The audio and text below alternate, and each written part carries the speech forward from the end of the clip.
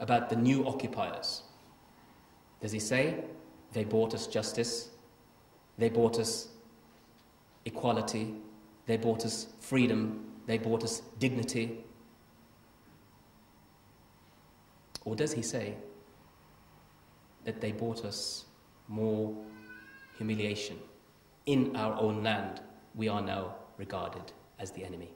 In our own land. So then when he goes and tells these people that this is what happened to me, then not only do the tribes and the clans know what's going on, so does the nation. So when they tell you that the Afghan Taliban is on the rise, it's not necessarily just the Taliban. It's everybody who's had an experience of dehumanization, of humiliation. That could be a Farsi speaker, it could be a Turkic speaker, it could be a Turkmen or Uzbek or Pashtun. He could be Shia and he could be Sunni even. All have been recipients of the US and the coalition aggression in this manner. And Afghanistan, of course, is pivotal to the story of Afia Siddiqui. It's in fact pivotal to everything in the war on terror at present. It's bizarre, it doesn't make any sense. Just less than 2 decades ago, they were making films, Rambo 3, in which Sylvester Stallone shows how brave the Mujahideen are.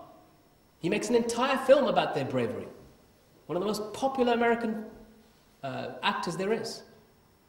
And at the end of the film, they say that this film is dedicated to the brave people of Afghanistan. The same people who the United States of America and Britain should be thanking, because there, right there in that middle, in the middle of that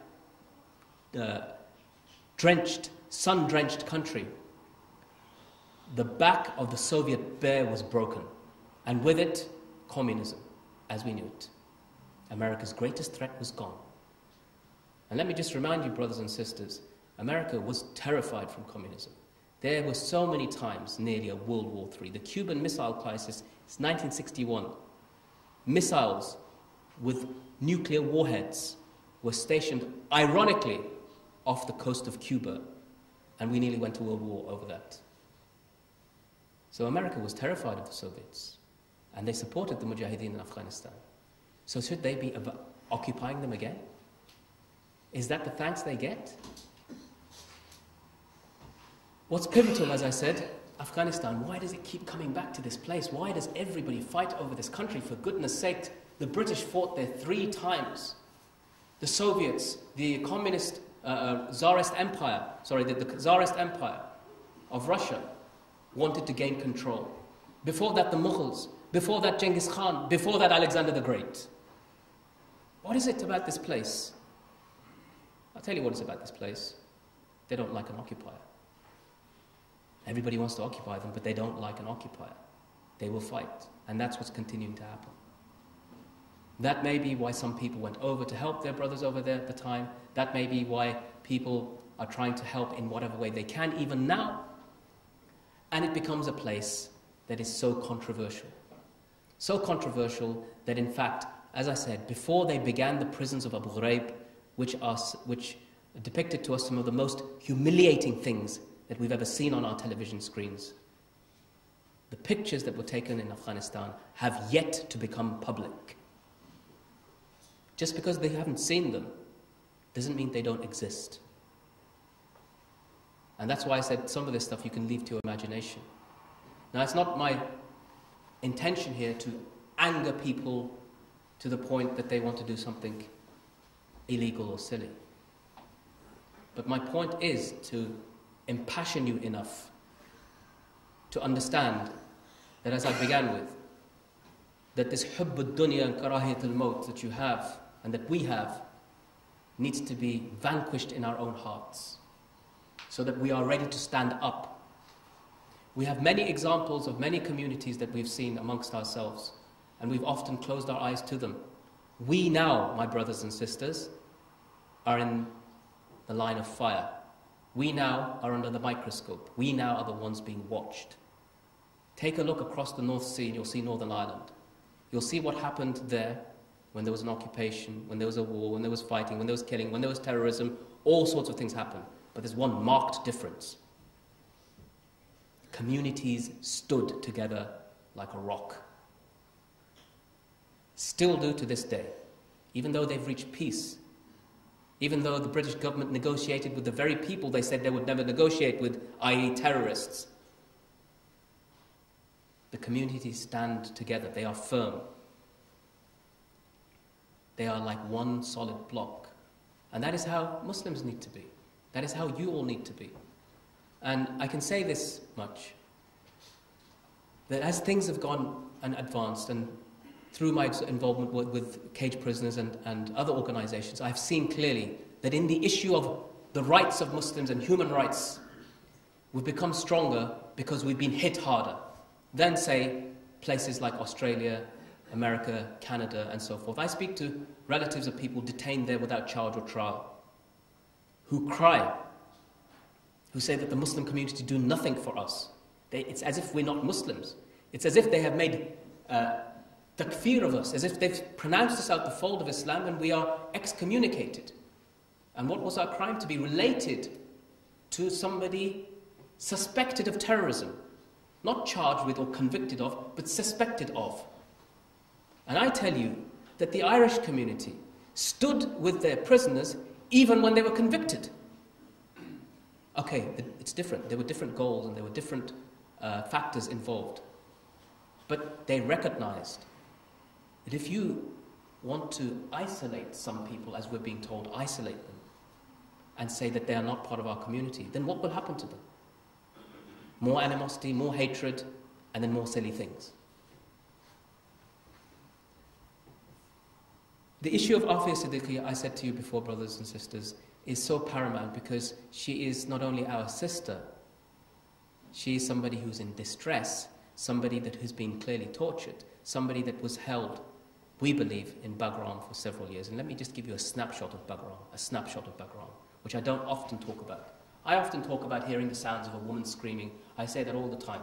I did hear the sounds of a woman screaming when I was held in Bagram. And I did see somebody get beaten to death by American soldiers. But I also want to tell you about one particular brother who was brought in at the time. He was a Chinese brother, a Uyghur, from, you know, that place in Western China. There was a lot of turmoil there recently. And I remember they brought this brother in, and they had his hands tied behind his back and pushed him into the bowing position, like into the ruku' position, and forcing him into the cell all alone by himself. In Bagram, it wasn't closed cells, it was a cell, each cell had about 10 people inside of the cell. And they were divided by razor wire. So you could see through the coils of the razor wire other people in front of you and the soldiers on the other side. So I saw this brother being brought in. And they were forcing him down. And the way that they moved all of us, that's how we were all transported. But the difference with this brother is that they brought in a huge chain, a massive chain. Because what they would normally do inside the cell, once they've locked you away, they leave you, you're not supposed to walk around, but you are free to if you want to, or if you're able to. But this brother, they attached a chain to him around his waist and around his shoulders. And that chain, then they looped through this huge bracket made out of iron that it took 3 American soldiers to carry. They looped it through there, and then they attached it to him, and the other end of the chain they took to the front part of the cage. And there this brother remained for weeks on end. And I mean weeks. When he wanted to go to the toilet, we had a barrel at the back of our cells, a barrel that they cut in half that all of us had to use. The stench was disgusting. This brother was not able to reach the barrel. This brother had to do what he had to do in front of everybody. And why? Suspected terrorist. What did he do? In all that I've heard since the many years, I've never heard of a Chinese brother being involved in any serious terrorism act against the Americans. In fact, one of the things we know with the Uyghurs is that they had no hostility towards the United States of America. They could even have been potential allies because Americans didn't particularly like the Chinese. But did it make any difference? No. Why? Because Muslim, a Afghanistan, Pakistan equals terrorist. Simple, a simple equation. And that's what happened with Sister Afia Siddiqui. We find that her case, from the time I used to hear a sound of a woman screaming, who I believe probably wasn't Afia Siddiqui, wherefore it suggests that there was another woman there and that Afia Siddiqui wasn't the only woman. When Sister Yvonne went on her search for Prisoner 650, she was directed to ask the Americans as to what is their policy on detaining women, because up until that point they were denying that Afia Siddiqui was in custody, they were denying that the woman that I heard existed, they denied that Prisoner 650 existed. So we didn't know whether it's all one and the same person or are there two different people. And through the investigation, alhamdulillah, Sister Yvonne managed to, with the threat of going public, get the Americans to admit that there was a Prisoner 650, but they claim she was not Afia. We have established through three separate independent witnesses, including the Red Cross, including brothers who escaped from Bagram, which in itself is an amazing fate, and through the last person who was released from Guantanamo in the UK, Binyam Muhammad, who told me himself, when I showed him a picture of Afia, is this the woman that you saw there? And he said yes. To this point now, still the Americans deny that Afia was in their custody for 5 years, and that, in fact, they only captured her when they did. Who do you believe? What do you believe? Eyewitness statements, or a country that has continually lied about why it went to war, about who it's going to war against, and about the methods that it's used to get there? Brothers and sisters, we've seen that people have tried to justify torture. They have done it in the name of fighting terrorism, but particularly in dealing with Muslims. We cannot escape from the fact that although this is a war on terror, every single time the common denominator is that they are targeting Muslims. That doesn't mean it's not going to happen to other communities or hasn't happened before, but it is targeting Muslims like none other has been. One of the greatest examples I can give you is that in Guantanamo Bay, whether a person is from Pakistan or Afghanistan, whether he's from Turkey or from Malaysia, whether he's from Kenya or Somalia, whether he's from Britain or whether he's from Australia, there is one common denominator, one common factor, and a simple one at that. They are all Muslims, every single one of them. When I was held in the Bagram prison facility, each cell had a title, each cell had been given a name. And the names were indicative of what it was that the Americans there thought they were fighting for or fighting against. One cell was called the USS Cole after the bombing of the USS Cole in the Gulf of Aden by alleged Al-Qaeda members. Another was called the Twin Towers. Yeah, you can understand why they would call it the Twin Towers there, because this is the war on terror. Another was called Pentagon. Yeah, you understood that one too. But then several others gave the game away. They had Somalia. Why did they have Somalia? Because of what they did there in 1993? Anybody seen the film Black Hawk Down? They entered Somalia to say, what? Restore Hope, they called it. Operation Restore Hope. And in one day, they killed 1,500 Somalis in their own homes. But they made the film about the 19 Americans. They had another cell called Beirut. You know what Beirut's about, right? When the Hezbollah bombed an American army barracks in 1982, when I was just a child.